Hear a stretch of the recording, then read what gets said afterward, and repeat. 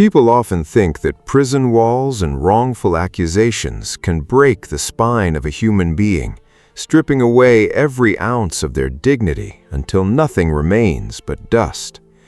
They forget one simple truth: coal that endures the most crushing, unfathomable pressure in the absolute darkness is what forges an unbreakable diamond. The heavy iron gates of the state penitentiary groaned open, releasing a dark shadow into the pale sunlight of a Kentucky afternoon. Eleanor Vance stepped out. She was 72 years old. Her hair was a striking, immaculate white, a stark contrast to the faded, ill-fitting prison-issued gray dress that hung loosely from her painfully thin frame. 35 years. She had spent 35 years buried alive behind walls of cold concrete, electrified fences, and razor wire for a crime she never committed. The ghosts of Holloway County whispered in the dry wind that whipped across her weathered face, carrying the distant scent of damp earth and burning wood. Over 30 decades ago, she had been framed for embezzling $52,000 from the local mining cooperative. It was a staggering sum at the time, a perfectly orchestrated lie designed to ruin her completely and strip her family of everything they owned. Archibald Sterling, the ruthless patriarch of the local real estate empire, had coveted the prime acreage beneath her father's humble gas station. Archibald did not use guns. He used pristine legal documents, political influence, and exactly $25,000 in cold, hard bribe money to buy off the key witnesses, twisting the truth until it choked the life out of her family. He bought the judge. He bought the jury. He bought her entire future. The town turned its back on the young woman, spitting at her feet as the heavy wooden gavel struck the block to seal her fate. Her father, a proud, hard-working man whose heart was deeply tethered to that small piece of land, died of grief before her first year in an 8-by-10-foot cell was over. Eleanor stood completely still. She did not weep. She did not curse the indifferent, expansive sky above her. 35 years in the suffocating prison laundry room, dragging canvas carts filled with hundreds of pounds of wet, heavy garments, scrubbing the filthy clothes of murderers and thieves in 100-degree Fahrenheit heat, had burned away any capacity for self-pity. Her hands were heavily calloused, cracked like dry riverbeds, and stained with the permanent ghost of industrial bleach. The skin on her knuckles was thick, scarred, and unyielding. Every deep line etched into her face was a map of silent, solitary endurance. She looked down at her hands, and then down at her entire life savings. It was a humiliatingly small inventory for a lifetime of stolen labor.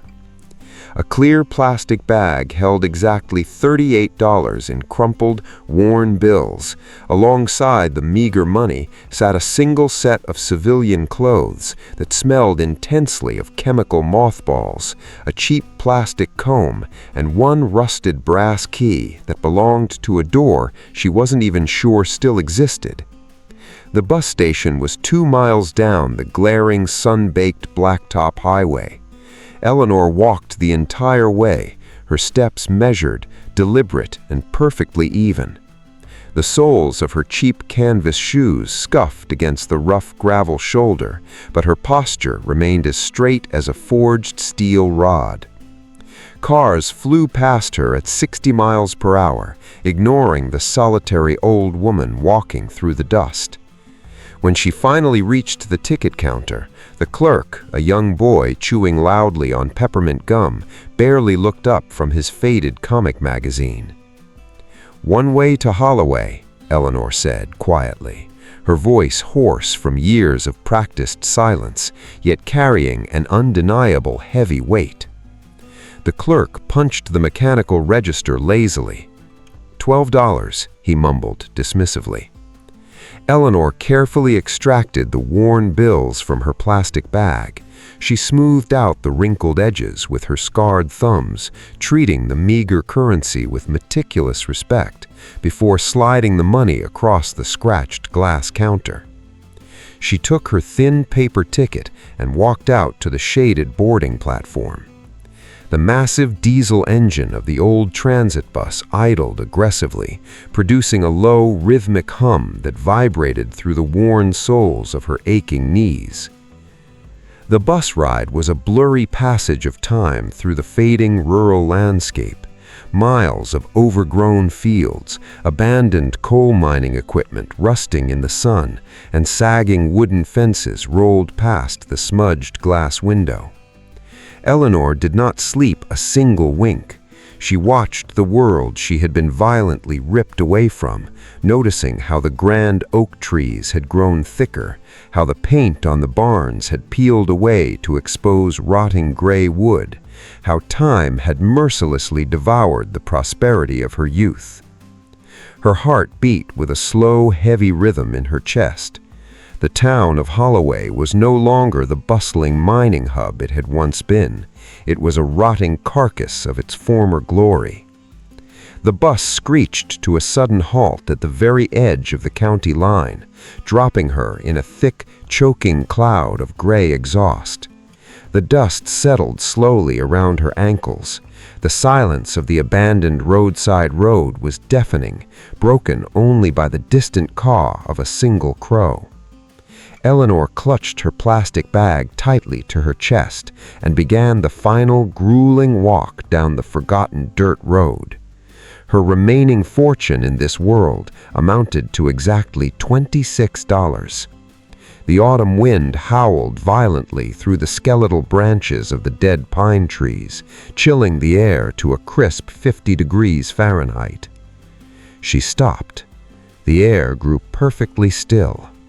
Before her stood the rusted, decaying ruins of her family legacy, a dilapidated gas station drowning in a wild sea of tall brown weeds. She stared at the shattered windows, the peeling paint, the archaic fuel pumps choked by thick vines, and the sagging roof, utterly unaware that this pile of forgotten scrap metal was about to become the tombstone that would bury an entire empire. The gas station stood before her like a sun-bleached corpse. Its bones were made of rotting oak and shattered glass. The vintage fuel pumps, once bright crimson, were now entirely consumed by a thick, suffocating crust of brown rust and choking vines that crawled up the cold metal like venomous snakes. Weeds grew 3 feet high out of the cracked concrete, burying the broken islands where long-forgotten cars used to idle, waiting for gasoline that cost a few pennies. It was perfectly dead. Eleanor did not flinch at the devastation. She turned her back on the wreckage and walked 3 miles back into town to the county administration building, clutching her clear plastic bag tightly. The afternoon heat beat down on her shoulders, but her pace never slowed. The air inside the clerk's office smelled of stale coffee and stagnant bureaucracy. She stood in line for 45 minutes. When she approached the wooden counter, the middle-aged clerk looked down her nose, scanning the harsh lines on Eleanor's weathered face. Recognition flashed in the woman's eyes, cold and cruel.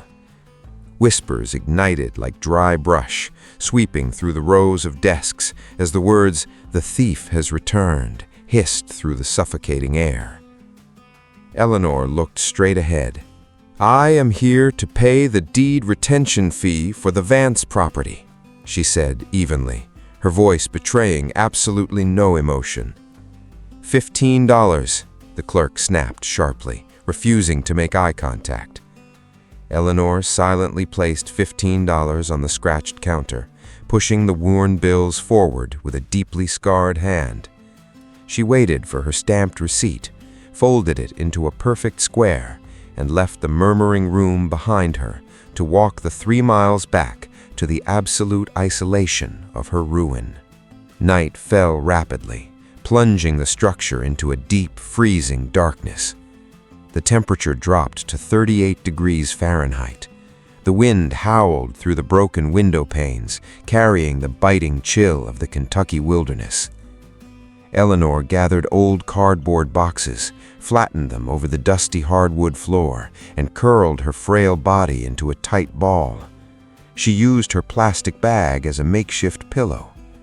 She closed her eyes. She did not shiver.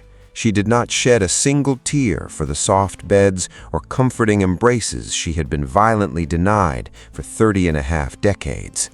She simply breathed in the scent of aged dust, ancient motor oil, and absolute freedom, letting the profound silence wash over her tired bones. Dawn broke with a harsh, blinding light. The deep, guttural rumble of a heavy engine shattered the morning stillness, expensive tires crunching aggressively against the gravel driveway. A brand-new jet-black Mercedes glided to a smooth halt just inches from the overgrown weeds, its polished surface reflecting the morning sun like a dark, flawless mirror. The tinted window rolled down with a soft electronic hum. Harrison Sterling stared at her. He was 55 years old, draped in a flawlessly tailored wool suit that cost more than most men in Holloway County earned in an entire year. His hands were perfectly manicured, resting lightly on the leather steering wheel. He inherited not just the real estate empire, but the exact same arrogant smirk his father had worn 35 years ago.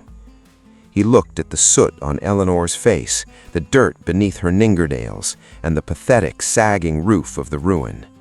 "Sell this trash to me, and you will have enough money to die in a decent nursing home," he sneered coldly. The words hung heavily in the crisp morning air, dripping with practiced cruelty and absolute entitlement. Eleanor looked at him. She saw the expensive silk tie, the gold watch, and the profound emptiness behind his eyes. She felt the rough, calloused skin of her own palms, the raw strength built from lifting thousands of pounds of wet laundry, and the quiet, immovable dignity that no amount of dirty money could ever purchase. She did not speak. She slowly bent down, her knees popping softly, and picked up a soot-stained red brick from the debris, walked deliberately past the idling luxury car, not offering the billionaire even a fraction of a passing glance. She pushed the rotting wooden door of the station open, wedged the heavy brick against the bottom to keep the harsh wind from slamming it shut, and stepped into the shadowy interior. She treated him like dust. Harrison slammed his fist against the steering wheel, his face flushing crimson with sudden, uncontrollable rage as he spat out a string of vicious, hateful curses. Eleanor ignored the noise entirely. She found a heavy, dull broom with half its bristles missing in the dark corner of the room, gripped the cracked wooden handle with both hands, and began to forcefully sweep the thick layers of dirt across the floorboards. The rhythmic scratching sound of the stiff straw bristles entirely drowned out the roar of the retreating Mercedes. She swept systematically, yard by yard. Then she froze. Her sharp, pale eyes stopped moving, locking onto the far corner of the shadowy wall, directly behind the old cash register counter. There, covered with decades of gray cobwebs and dead spiders, hung a heavy, avocado-green rotary telephone. It was a forgotten relic of a lost era, coated entirely in grime, completely dead to the world, with its thick black cord severed brutally, 35 years ago. Eleanor stood in the very center of the ruined structure, breathing in the dense, suffocating scent of ancient rot and damp earth. She began her quiet assessment. Beneath the towering mountains of dried rat droppings, the thick blankets of gray dust, the scattered remnants of shattered glass bottles, and the endless, intricate tapestries of heavy spider webs, the true bones of the building slowly revealed themselves to her sharp eyes. The massive oak framing beams, cut from ancient timber and set perfectly into place over a century ago, remained entirely unbowed. The heavy iron nails holding the joists together were rusted black, but they still gripped the thick wood with a stubborn, unyielding strength. The foundation was solid. She moved silently past the rusted metal chassis of the old cash register, stepping carefully over the decaying floorboards that groaned under her slight weight. Her gaze locked onto the heavy wooden cabinet built directly into the back wall, right beneath the cracked window pane. Something was wrong. Eleanor possessed an intimate, instinctual understanding of physical space, honed by thousands of hours of manual labor. Her heavily calloused hands traced the edge of the dark wood, feeling a minute, almost imperceptible discrepancy that a normal eye would completely ignore. The cabinet was recessed unevenly, sitting exactly half an inch deeper into the crumbling white plaster on the left side than on the right side. It was a structural flaw that did not match the flawless craftsmanship of her late father. A heavy shadow suddenly blocked the pale sunlight streaming through the broken doorway. Eleanor turned slowly. Standing in the entrance was Silas Thorne, gripping a battered red metal toolbox tightly in his thick, grease-stained hands. He was 75 years old, wearing faded denim overalls, his back severely hunched from decades of leaning over burning engines and heavy machinery. His deeply lined face carried the unbearable, suffocating weight of a 35-year-old guilt. He was her father's oldest friend, the only man in all of Holloway County who had always known she was entirely innocent, and the man who had been too terrified of the ruthless Sterling Empire to speak the truth when it mattered most. "I brought my tools," he said quietly, his voice trembling with a heavy mixture of profound shame and desperate hope. "We have work to do," she replied evenly. They did not waste time with tearful apologies, empty words of comfort, or begging for a forgiveness that could not be easily given. They moved instead with a silent, synchronized rhythm born of mutual understanding, using heavy steel crowbars and rusted iron hammers to carefully pry the solid oak panels away from the plaster wall.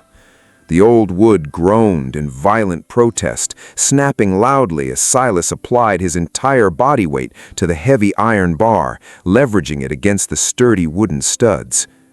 The wooden facade finally gave way. It collapsed onto the dusty floor in a thick, choking cloud of white plaster and decades-old debris. Hidden deep within the dark, hollow cavity of the wall, resting securely on a small wooden shelf, completely untouched by the harsh elements or the cruel passage of time, was a heavy steel lockbox tightly wrapped in thick layers of waxed canvas. Eleanor reached into the darkness, pulling the heavy box from the recess. Her scarred hands left dusty prints on the dark fabric as she set it gently on the cracked glass counter. Silas handed her a heavy flathead screwdriver, and she forced the rusted brass padlock open with one sharp, deliberate twist of her wrist. The lock snapped cleanly. Inside the cold metal chamber lay dozens of yellowed, fragile envelopes neatly bound together with a frayed piece of coarse brown twine. They were her father's desperate, agonizing final words to a world that had completely abandoned him. Eleanor carefully untied the string, unfolding the brittle, dry paper with absolute reverence. Her pale eyes scanned the hurried, terrified handwriting, tracing the meticulous, undeniable records of massive bribery, the long lists of corrupted county officials, and the exact dates Archibald Sterling had orchestrated the vicious theft of their lives. She felt a sudden sharp tightness in her chest. She did not cry. Instead, she absorbed the immense, crushing weight of her father's solitary terror, letting the profound injustice harden into a cold, impenetrable armor around her heart. At the very bottom of the final ledger page, written in a shaky, frantic scrawl just days before his broken heart finally gave out, was a single cryptic instruction heavily underlined 3 times in dark black ink. Protect the dry well at the far edge of the backyard. Eleanor stared intensely at the sentence, her sharp mind working rapidly through the silent, invisible geometry of the property. She tried to map the overgrown acres of thick brush behind the station, searching her distant memories to locate a stone well she didn't even know existed. The sun slowly dipped below the distant tree line, plunging the ruined building back into a deep, freezing darkness that penetrated straight to the bone. Silas quietly packed his heavy iron tools, offering a single respectful nod before disappearing into the cold night, leaving Eleanor entirely alone with the lingering ghosts of the past. She sat in the pitch blackness. The dead silence of the abandoned ruin was absolute, unbroken even by the howling winter wind outside. Then, the silence shattered. A loud, sharp, mechanical trill violently pierced the freezing air, echoing off the bare wooden walls with a terrifying, impossible intensity.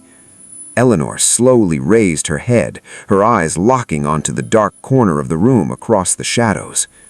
The avocado-green rotary telephone on the wall, completely coated in thick dust, covered with dead spiders and brutally severed from its thick black wire 35 years ago, was ringing. The shrill, metallic ringing echoed violently off the bare, rotting walls, a sound completely divorced from the laws of physics and reality. The thick black cord hung uselessly in the cold air, its copper veins fully exposed and heavily oxidized from 35 years of silent decay. It rang twice. It rang 3 times. Most people would have fallen to their knees, gripped by a sudden, paralyzing terror or the frantic, desperate delusion of a miracle. Eleanor did absolutely nothing. She simply stared at the avocado-green plastic casing, her breathing remaining slow and perfectly measured. She understood with absolute clarity that ghosts, whether born of a fractured mind or the damp earth, held absolutely no power over a woman who had already spent a lifetime walking through hell. She turned her back on the impossible noise. She walked slowly across the freezing, warped floorboards, her thin canvas shoes making absolutely no sound, and picked up a rusted iron crowbar that weighed a solid 15 pounds.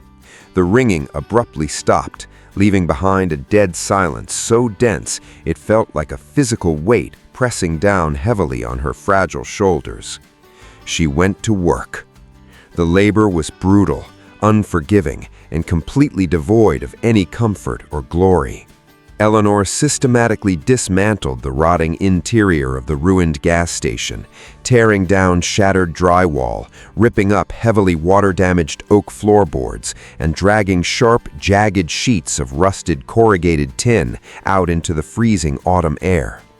The temperature hovered stubbornly at 35 degrees Fahrenheit, turning her every exhalation into a thick, swirling cloud of white vapor. She did not wear work gloves. Her bare hands, already heavily scarred and calloused from hauling 300-pound laundry carts through scalding water for 3 decades, gripped the cold steel tools with a terrifying, mechanical, and relentless force. The ancient wood splintered. Rusty iron nails, bent and angry, fought bitterly against her leverage, shrieking loudly as they were violently ripped from heavy support beams that had held them tight for a century. The thin skin on her palms began to blister, peel, and tear open, creating fresh, stinging wounds that mixed bright crimson blood with the black, oily grease coating the old tools. She did not stop to bandage them. She wiped the blood carelessly on her faded gray trousers and swung the heavy iron hammer again, driving it fiercely into a cracked concrete island where the old cash register used to sit. She was not merely sweeping a building, she was methodically purging 35 years of accumulated humiliation, agonizing failure, and deep stagnation from the very earth itself. She worked for 14 straight hours on the very first day. By the time the pale sun finally dipped below the jagged, dark silhouette of the Appalachian foothills, she had cleared over 2 tons of heavy debris entirely by herself. The front lot, once a tangled, impenetrable jungle of sharp briars and twisted, rusted metal, now sat completely bare, exposing the original poured concrete foundation that her father had laid by his own hand. Her muscles screamed in silent, burning agony.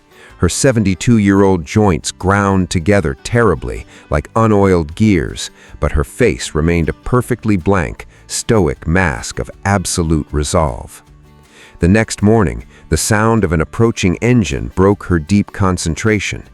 It was not the purring, arrogant hum of a pristine Mercedes. It was the sputtering, coughing rattle of a rusted 1980 pickup truck. Silas Torn stepped out, his heavy work boots crunching softly on the newly cleared driveway. He did not come alone. Walking slowly beside him was Martha, the 68-year-old owner of the local diner, carrying a large, heavy ceramic pot wrapped tightly in thick wool towels to keep the bitter morning cold at bay. Martha's face was deeply lined, carrying the quiet, heavy shame of an entire community that simply looked away when an innocent young woman was dragged off in heavy iron chains. She stopped at the edge of the property line, her eyes scanning the impossible mountain of shattered debris Eleanor had moved entirely overnight. She looked closely at Eleanor's bleeding hands. "I brought hot chicken stew, Eleanor," Martha said softly, her voice trembling slightly in the freezing wind. "You need to eat something warm, or this cold will take you right into the ground." Eleanor paused her sweeping, leaning the heavy wooden handle of the broom casually against her hip. She looked directly at Martha, feeling the genuine, agonizing remorse radiating from the older woman. Eleanor harbored no burning hatred for the weak, only a profound, quiet indifference towards those who had lacked the courage to stand against the sterling empire when it truly mattered. She stepped forward, her ruined, bloody hands reaching out to take the heavy ceramic pot. The intense heat radiating from the thick clay seeped instantly into her freezing, aching bones. "Thank you, Martha," Eleanor replied evenly, her voice completely devoid of both anger and warmth. "There is still much dirt to move." Silas did not speak a single word. He simply walked to the back of his rusted truck, pulled out a heavy steel wheelbarrow and a thick iron shovel, and began silently scooping the massive piles of shattered plaster and broken glass Eleanor had dragged to the doorway. They worked together in a profound, solemn silence, a strange congregation of the deeply guilty and the permanently damned, bound together tightly by the rhythmic metallic scraping of iron shovels against cold concrete. By the fourth day, the interior of the station was stripped completely bare, becoming a hollow, echoing shell of clean swept wood and cold stone. Eleanor finally turned her undivided attention to the back of the property. The desperate letter her father had left behind burned deeply in her memory, pointing her to a forgotten, buried truth. The untamed land behind the station stretched back exactly 2 acres, ending abruptly at a steep, dangerous ravine dropping 50 feet down. It was an absolute nightmare of thick, thorny underbrush, dead oak trees struck by lightning decades ago, and creeping parasitic vines as thick as a grown man's arm. Somewhere beneath this impenetrable chaos lay the dry well. Eleanor armed herself with a rusted steel machete and a heavy, flat-headed spade. She waded directly into the freezing, damp brush, hacking violently at the thick vines that tore at her clothes and scratched deep, bloody lines across her pale cheeks.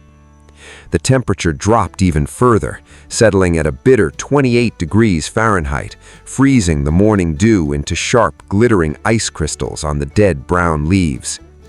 She moved systematically. She paced out the exact distance from the back door, counting her every step, measuring the yards with the precise, methodical mind of a woman who had spent half her life confined to a concrete cell measuring exactly 80 square feet. She cleared a straight path 10 feet wide, dragging massive, rotting tree limbs out of the way with a physical strength born purely of absolute, unbreakable willpower. Her breathing was ragged, heavy, and extremely loud in the empty dead woods. On the 6th day, the dark sky opened up, unleashing a freezing torrential downpour that quickly turned the heavy Kentucky soil into a thick, sucking nightmare of gray mud. Every shovelful of saturated clay she lifted weighed nearly 30 pounds. Silas walked out into the freezing rain, his heavy boots sinking deep into the freezing muck, holding a thick canvas tarp over his head. "Eleanor, please," he begged, her voice cracking loudly over the deafening roar of the storm. Eleanor did not even break her rhythm. "A dead woman cannot die twice, Silas," she replied coldly, driving the iron spade down into the earth again. She kept digging. She drove the heavy iron shovel deep into the freezing mud, stepping hard onto the metal rim with her wet canvas shoe, forcing the sharp blade deep into the earth. She threw a heavy load of wet soil over her shoulder. Then she drove the spade down again. She moved hundreds of pounds of freezing mud, digging a wide trench that was rapidly filling with icy, murky water. Her muscles cramped violently, seizing up in the freezing rain, but she simply forced them to move, commanding her fragile body with an absolute dictatorial authority. Then, the metal blade struck something incredibly hard. It was not a thick root. It was not a buried rock. A dull, heavy, unnatural clang resonated violently up the wooden handle of the shovel, vibrating fiercely into the very bones of her tired arms. Eleanor froze completely, the freezing rain continuing to beat down heavily on her hunched, soaked shoulders. She dropped straight to her knees, directly into the freezing mud, plunging her raw, bleeding hands deep into the freezing, filthy water. She frantically clawed the heavy mud away, her broken fingernails scraping against a completely smooth, perfectly flat surface. It was solid concrete. She worked feverishly, completely ignoring the freezing rain, clearing a perfect circle exactly 4 feet in diameter. It was a massive, circular concrete slab sunk deep into the earth. But it was not just a heavy lid resting on the dirt. It was completely sealed tight by thick, heavy iron bands, bolted directly into the stone with massive, rusted, industrial bolts. Her father had not merely hidden something away in the dark, he had entombed it. Eleanor stood up slowly, the freezing mud dripping heavily from her gray clothes. She walked steadily back to the ruined station, retrieved her heaviest iron crowbar and a massive 10-pound sledgehammer, and returned to the pouring rain. She swung the heavy hammer. Steel sparked violently against rusted iron. The loud sound echoed like cannon fire through the empty, desolate woods. She struck the heavy bolts with absolutely everything she had left, putting the entire agonizing weight of her 35 stolen years directly behind every single bone-shattering blow. It took exactly 3 agonizing hours to break the heavy iron seal. Her hands were completely numb, her breathing ragged and incredibly shallow, but the final massive rusted bolt finally snapped off with a sharp, violent crack. Eleanor wedged the heavy concrete edge deeply beneath the thick concrete edge, threw her entire body weight backward into the mud, and levered the massive slab aside. The heavy concrete scraped loudly against the wet earth, slowly revealing a dark, perfectly round abyss dropping straight down into the absolute blackness of the earth. She knelt at the very edge of the precipice. Her hands trembled uncontrollably for the very first time in decades as she pulled a heavy, brass flashlight from her deep, wet pocket. She clicked the heavy mechanical switch, sending a brilliant, sharp beam of white light plunging straight down into the long-forgotten depths of the dry well. She expected to see dark, stagnant water, rotting wood, or the empty, muddy bottom of a forgotten ruin. Instead, a brilliant, blinding, impossible golden light reflected directly back up from the deep earth, casting a warm, radiant, completely unnatural glow over her exhausted, mud-streaked face. The golden light was not a reflection. It was an emission. Silas Thorne returned the following morning, the rusted tailgate of his old truck slamming down heavily against the frozen ground. He brought with him a complex, heavy labyrinth of climbing ropes, steel carabiners, thick leather harnesses, and a woman who intimately understood the deep, silent language of the hidden earth. Dr. Clara Higgins was a senior archaeologist from the State University, a quiet, intensely meticulous woman who had spent her entire academic career crawling through the forgotten subterranean arteries of the Appalachian Mountains. She took one long, calculated look at the perfectly circular, 50-foot shaft plunging straight down into the absolute blackness of the bedrock. She measured the strange, dense, metallic atmospheric pressure rising rapidly from the darkness, pulled a heavy nylon line from her canvas bag, and immediately began anchoring the thick ropes securely to the massive trunk of a dead oak tree. They descended directly into the abyss. Eleanor went first. She refused the heavy leather gloves. She gripped the abrasive rope with her raw, unbandaged hands, lowering her frail 72-year-old body down the slick, freezing limestone walls, inch by agonizing inch. The temperature and the very texture of the air shifted violently as she dropped further below the frost line, transitioning rapidly from a biting 28 degrees Fahrenheit at the windy surface to a strangely heavy, intensely humid 65 degrees Fahrenheit deep underground. She hit the solid stone floor. Her thin canvas shoes splashed softly into a shallow, perfectly still pool of crystal-clear, ancient water. Dr. Higgins dropped down quietly beside her. The heavy brass flashlights swept aggressively across the massive domed cavern, their bright white beams cutting like sharp knives through a thick, absolute darkness that had not been breached in centuries. It was not a simple muddy well. It was a breathtaking, terrifyingly beautiful cathedral of stone. Carved directly into the heart of the limestone, an ancient, indigenous subterranean sanctuary opened up before them, completely untouched by human breath, human greed, or human violence for thousands of years.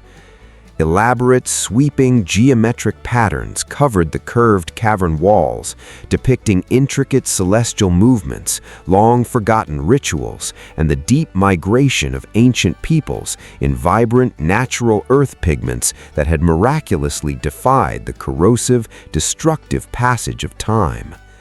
Then, the true source of the impossible phenomenon revealed itself entirely. Resting upon a massive, perfectly flat altar of dark, polished basalt in the very center of the echoing chamber was a jagged, deeply translucent crystal the exact size of a grown man's torso.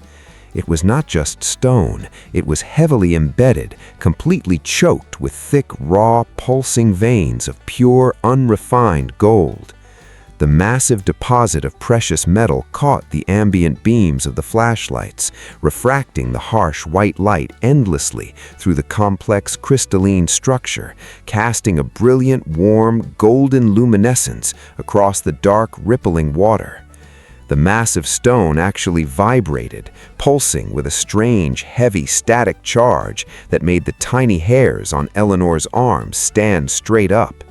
It was a natural magnetic lodestone of unimaginable, terrifying geological power, generating an invisible, highly localized electromagnetic field so intensely concentrated that it had surged forcefully upward through 50 feet of damp earth, violently ringing an avocado green rotary telephone with a brutally severed black cord 35 years later. Eleanor stared at the glowing, impossible anomaly. She felt the heavy, vibrating energy deep in her teeth, deep in the marrow of her aching bones, and deep within the silent, scarred chambers of her heart. Dr. Higgins fell straight to her knees in the shallow, freezing water, her dark eyes wide with absolute, breathless academic reverence. The seasoned archaeologist reached out slowly, her trembling fingers stopping just an inch from the glowing stone, entirely terrified to disturb a sacred, delicate equilibrium that had existed since long before the dawn of modern American civilization.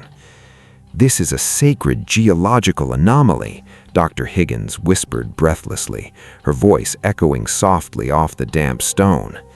"No," she replied coldly, her gaze sweeping right past the priceless gold and locking directly on the dark perimeter of the cavern wall. Her sharp, pale eyes moved deliberately past the glowing altar, scanning the rough, uneven, shadowy perimeter. Tucked away securely in a dark, narrow crevice, wedged perfectly and tightly between two massive limestone boulders, was a heavy, square block of dark granite that did not match the surrounding natural geology. It had been intentionally placed there by human hands. She waded slowly through the knee-deep water, her soaked gray trousers clinging heavily to her thin legs, her eyes locked completely on the hidden stone. She reached into the crevice.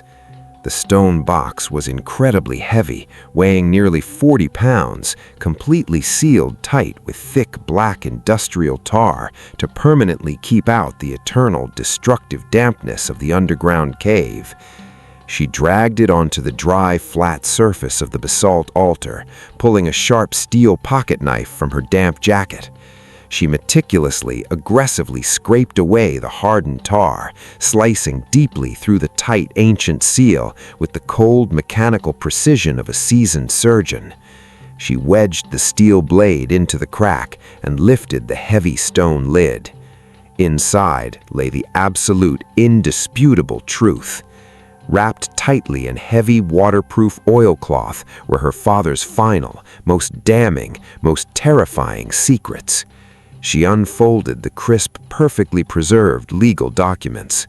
There were original stamped bank reports detailing the precise, undeniable transfer of $25,000 from the personal, private accounts of Archibald Sterling directly to the presiding county judge. There were signed, sworn affidavits from terrified corporate mine surveyors, brutally silenced by the Sterling family's immense power, confirming the existence of a massive, multi-million-dollar subterranean gold reserve located directly beneath the rusted footprint of the gas station. Archibald had not destroyed her family over a petty rural grudge or a simple desire for more commercial real estate along the highway. He had systematically framed an innocent young woman, orchestrating a completely fake crime, sentencing her to rot and suffer for 35 years in a freezing concrete cell, solely to steal a subterranean empire without raising suspicion. The true magnitude of the betrayal was absolutely staggering. Eleanor did not scream. She did not tear at her white hair, fall to the ground, or curse the dead men who had violently stolen her youth, her father, and her dignity. She stood completely still in the golden light, holding the yellowed, fragile papers in her heavily scarred, calloused hands. The deep, agonizing, chaotic wounds of her tragic past finally aligned into a perfectly logical, violently cruel mathematical equation. The $52,000 she was falsely accused of embezzling was nothing but a cheap, fabricated, deeply cynical smokescreen designed to legally confiscate a tiny, worthless property sitting atop unimaginable, history-altering geological wealth. She folded the papers perfectly. She slipped the heavy, damning stack of evidence securely into the deep inside pocket of her damp jacket, pressing the undeniable truth directly against her quietly beating heart. She looked up toward the tiny, circular, pale gray daylight shining exactly 50 feet above her head. She had entered this dark, freezing pit as a ruined, utterly discarded ghost, completely invisible to a wealthy, arrogant society that had violently, mercilessly rejected her. She was going to climb out as an executioner. armed with a hidden fortress of irrefutable paper evidence that possessed enough explosive legal power to completely overturn the entire state government and permanently shatter a billionaire's corrupt legacy, she understood that true, absolute vengeance required absolutely no physical force. To utterly annihilate Harrison Sterling, to completely crush his blood-soaked, arrogant empire into fine dust, she did not need a weapon, she did not need an army, and she certainly did not need violence. She only needed a ruthless legal mind. Elias Thorne stepped out of his modest sedan, his polished leather shoes crunching softly against the gravel driveway of the ruined gas station. He was 32 years old, a remarkably sharp corporate attorney who had escaped the suffocating gravity of Holloway County to build a ruthless reputation in the capital city, far away from the ghosts of his grandfather's shame. He was Silas's grandson. He had returned at his grandfather's urgent, frantic request, completely unprepared for the heavy, terrifying gravity of the oiled canvas package resting on the rusted hood of his car. Eleanor handed him the fragile documents. She did not explain her profound, agonizing suffering. She did not waste a single breath demanding pity, outlining the unbearable, freezing horrors of the state penitentiary, or justifying her quest for absolute retribution. She simply placed the meticulously preserved bank records, the sworn affidavits, and the undeniable proof of judicial bribery directly into her trembling hands. "Take this to the federal authorities," she commanded quietly, her voice possessing the cold, immovable weight of a solid iron anvil. Elias drove straight back to the city. For 3 sleepless days and 3 agonizingly long nights, the young lawyer meticulously dismantled the entire architecture of the Sterling Empire from a sterile, fluorescent-lit office situated exactly 100 miles away. He brought in independent, highly vetted geological experts to thoroughly review the secret corporate surveys hidden within the stone box. The appraisal was absolutely staggering. The raw, unrefined gold vein and the perfectly preserved subterranean indigenous sanctuary were collectively valued at exactly $4,500,000. It was a monumental geological discovery, immediately triggering strict federal preservation protocols that placed a massive, impenetrable legal shield directly over the 2 acres of overgrown land. No industrial drill could pierce the soil. No heavy explosive could crack the limestone. The land was absolutely untouchable. But the most devastating valuation did not come from the deep earth. It came from the heavily yellowed, fragile pages of her father's desperate ledger. The original bank receipts and the written confessions of the corrupted county officials provided an unbreakable, irrefutable chain of evidence proving a massive, multi-decade conspiracy. The documents explicitly detailed felony fraud, severe judicial bribery, and the malicious, premeditated false imprisonment of an entirely innocent American citizen. The legal math was completely merciless. Under the strict guidelines of the state restitution laws, Eleanor was entitled to a mandated, non-negotiable compensation for her massive wrongful conviction. The state government owed her exactly $100,000 for every single year she had spent locked in an 8 by 10-foot concrete cage. 35 years translated exactly to $3,500,000. In the span of exactly 1 week, Eleanor Vance had quietly transitioned from a destitute, entirely forgotten ghost with a pathetic net worth of exactly $38 to a legitimate, commanding titan holding a combined legal and terrestrial fortune of $8 million.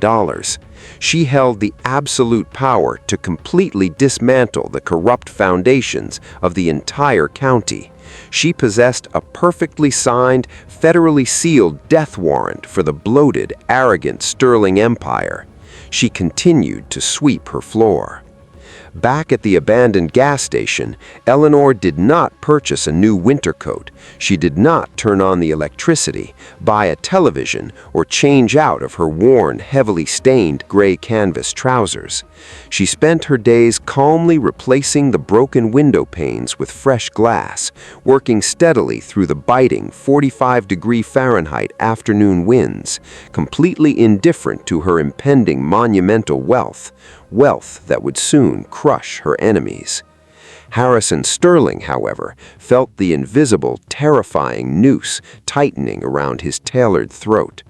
The billionaire had deep, incredibly expensive, and deeply corrupt connections buried safely inside the federal courthouse.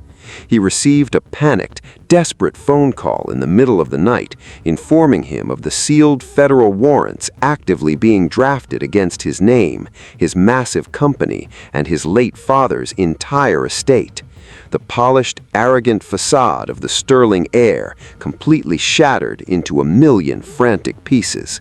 He made a final, incredibly stupid mistake. He decided to completely erase the physical evidence before the federal agents could secure the perimeter. He wanted to crush the old woman and her decaying gas station straight into the muddy earth. The sun had barely risen over the jagged tree line. The heavy, guttural roar of massive industrial diesel engines tore violently through the silent morning air, vibrating the rusted fuel pumps and shaking the newly installed glass windows. Eleanor stepped out on the cold concrete porch, a dirty rag clutched tightly in her heavily scarred hands. She looked straight down the dirt road. A massive yellow steel bulldozer was crawling aggressively toward her front door, its massive metal blade lowered exactly 1 inch above the gravel, completely ready to tear the building apart. The massive yellow steel bulldozer crawled aggressively forward. Its heavy steel treads chewed violently through the freezing, hardened dirt of the driveway, crushing the brittle weeds into a fine, powdery dust under thousands of pounds of industrial weight. The heavy treads of the machine left deep, terrifying scars in the earth. The sound was deafening, a brutal, mechanical scream that threatened to shatter the newly installed glass windows. Harrison Sterling stepped out of his sleek, perfectly polished black Mercedes, closely followed by 2 highly paid, heavily armed county sheriffs whose loyalty had been explicitly purchased with thick envelopes of untraceable cash. He held a freshly printed, completely forged demolition order in his perfectly manicured hand. He was not merely planning to destroy a building.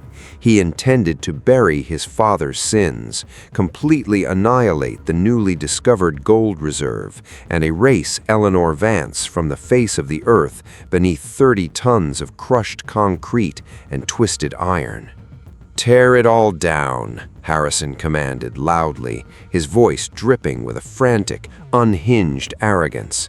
"The entire structure is a severe public hazard, and this crazy old woman is trespassing on condemned county property."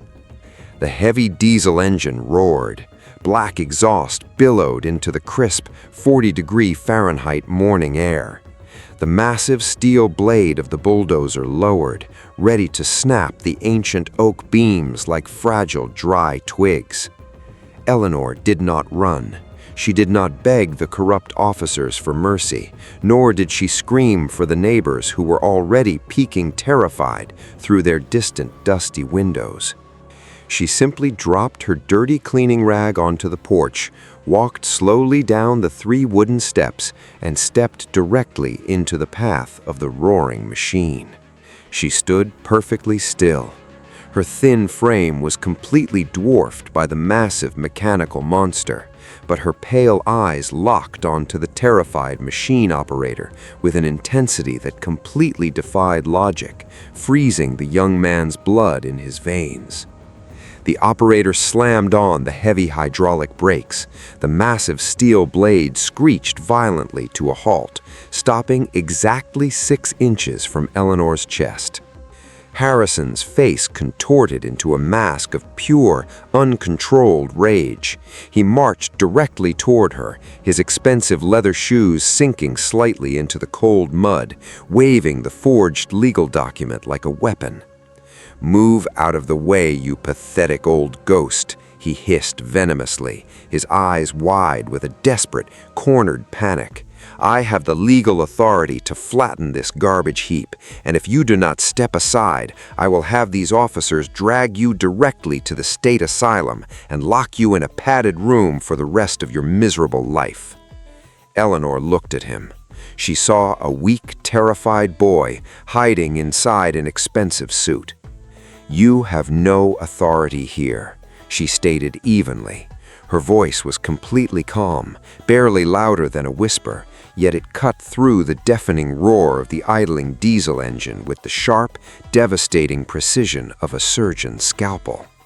Before Harrison could shout another command, the low, distant rumble of approaching engines abruptly drowned out the bulldozer.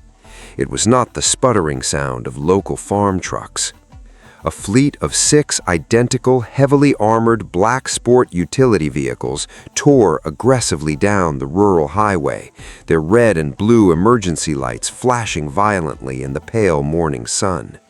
They skidded to a violent halt directly on the newly cleared gravel driveway, completely blocking the heavy bulldozer and Harrison's luxury car from any possible escape. The heavy black vehicles formed an impenetrable steel wall. The heavy doors swung open in perfect, terrifying unison. Over a dozen federal agents wearing dark tactical jackets, bearing the bold yellow letters of the Federal Bureau of Investigation and the Department of Justice, stepped out into the freezing air. The federal agents moved with a silent, terrifying efficiency, pulling heavy rifles from their trunks and forming a perfect tactical perimeter around the muddy property.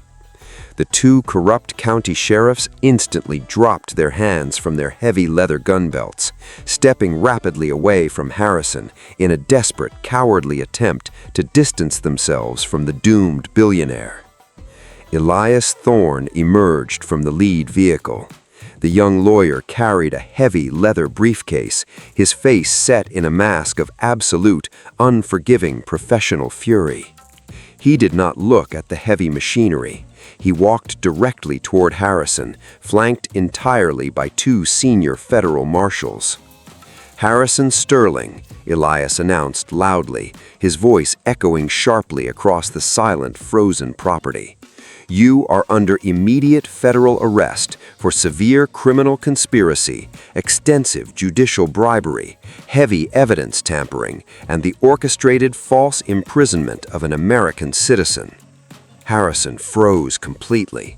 The color drained entirely from his arrogant, flushed face, leaving him looking like a pale, hollow wax figure. "This is completely absurd," he stammered wildly, taking a frantic, stumbling step backward into the mud. "I am a Sterling. You cannot touch me. I own this entire county." "You own absolutely nothing," Elias replied coldly. The young attorney pulled a heavily stamped, officially sealed federal warrant from his jacket, holding the devastating document inches from Harrison's terrified face. "We have the original bank ledgers, the signed confessions from the county officials your father bought, and the internal geological surveys proving you knew about the massive subterranean sanctuary. Your entire estate has been immediately frozen by the federal government. Your accounts are completely locked. Your properties are entirely seized." A federal marshal stepped forward, aggressively grabbing Harrison's expensive leather suit jacket. The harsh metallic click of heavy steel handcuffs ratcheting tightly around his perfectly manicured wrists echoed loudly across the completely silent yard. Harrison finally broke. The sheer, undeniable reality of his complete destruction hit him like a physical blow. The billionaire dropped entirely to his knees in the freezing, disgusting mud, his perfectly styled hair falling wildly across his sweaty, pale forehead. The calm, polished veneer of the billionaire completely shattered, replaced instantly by the pathetic, screaming terror of a man who realized his entire life of absolute privilege had just violently evaporated into thin air. He thrashed wildly against the strong grip of the federal agents, his expensive leather shoes slipping entirely in the wet mud, ruining his tailored wool trousers. He screamed incoherent curses, threatening everyone with lawsuits he could no longer afford to file, crying out for lawyers he could no longer pay. Eleanor watched the pathetic spectacle in total silence. She did not smile. She did not gloat over his total destruction. She walked slowly toward him, her cheap canvas shoes stepping carefully over the deep, muddy tire tracks. The federal agents paused for a brief moment, allowing the old woman to stand directly in front of the screaming, ruined man. Harrison stopped thrashing, looking up at her with wild, terrified eyes. "The state penitentiary is very cold, Harrison," she said quietly, her voice entirely devoid of malice, carrying only the absolute, undeniable weight of a hardened survivor. She turned her back on him completely. She did not watch the agents violently shove the sobbing, disgraced billionaire into the back of the dark federal vehicle. She did not watch the corrupt sheriffs surrender their badges to the federal marshals. She simply walked slowly up the 3 wooden steps of her ruined gas station, picked up her dirty cleaning rag, and resumed wiping the thick gray dust from her newly installed glass windows. Karma had finally balanced the heavy, bloody scales of Holloway County. Harrison Sterling was sentenced to exactly 15 years in a federal maximum security prison, a mere fraction of the agonizing eternity he and his father had stolen from her, but enough to completely break his arrogant spirit forever. The massive, corrupt empire was completely liquidated, sold off piece by piece to pay the enormous legal fines and the massive state-mandated compensation. The air around the old gas station felt incredibly light, completely free of the suffocating dark dread that had poisoned the heavy soil for 35 years. But the true shock was yet to come. Standing alone in the newly cleaned wooden structure with $3,500,000 suddenly sitting securely in her name, Eleanor Vance looked out on the freezing, wild landscape and made a final, breathtaking decision about her immeasurable fortune that would force the entire state to bow its head in absolute, weeping reverence. The massive restitution check finally arrived in a thick, heavy paper envelope sealed tightly with the official wax crest of the state government. It was exactly $3,500,000.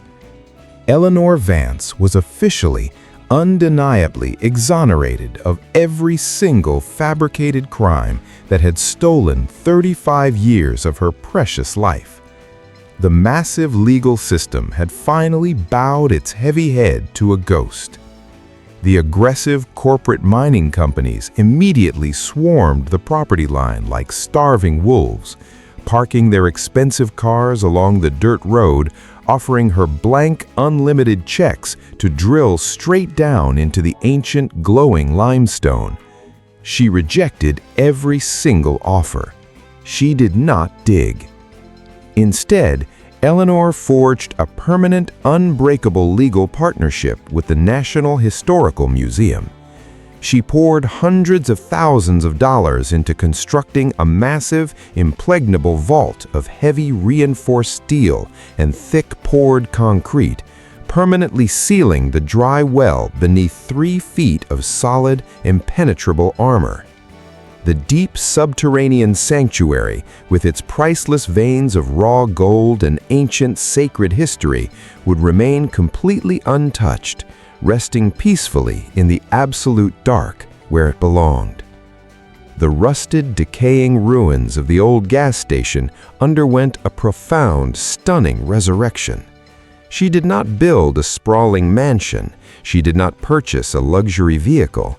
She hired local carpenters to meticulously restore the ancient oak framing, replacing the shattered glass and rotting tin with beautiful, heavy timber and wide, welcoming windows that invited the bright sunlight inside.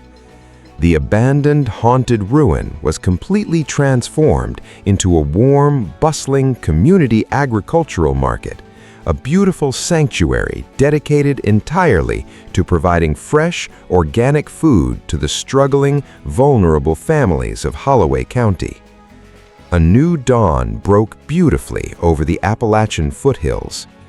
The morning air was crisp, clean, and completely free of dust, hovering at a perfect 55 degrees Fahrenheit as golden sunlight spilled across the freshly swept, polished wooden floorboards. Eleanor stood quietly behind the gleaming front counter. She was 73 years old. She wore a spotless, perfectly pressed white linen apron over her simple clothes, her stark white hair tied back neatly. She poured fresh, steaming black coffee into heavy ceramic mugs. "This is a beautiful morning, Eleanor," Silas said softly, his deeply lined face finally resting entirely free of its ancient, suffocating guilt. "It is incredibly peaceful," Martha added warmly, her eyes shining as she wrapped her hands around the hot mug. Eleanor offered a single quiet nod, her pale eyes perfectly calm. "There is work to do," she replied evenly. She looked past her old friends, her gaze settling gently on the far wooden wall. There, hanging perfectly centered among the polished, beautifully restored oak beams, was the original avocado green rotary telephone. Its thick black cord remained brutally severed. It was completely silent now, entirely stripped of its terrifying magic, standing only as a quiet, stoic monument to the impossible resilience of truth. She had not simply rebuilt a wooden structure, she had resurrected the dead earth. From exactly 38 pitiful dollars and 35 agonizing years buried alive in a freezing concrete cage, this quiet, unstoppable woman had perfectly demonstrated one absolute, undeniable truth. Darkness and malicious betrayal can never truly kill you. They are merely heavy layers of compacted soil, quietly waiting for the inevitable day you break through your suffocating cocoon to rise into the light as an eternal, unbreakable legacy.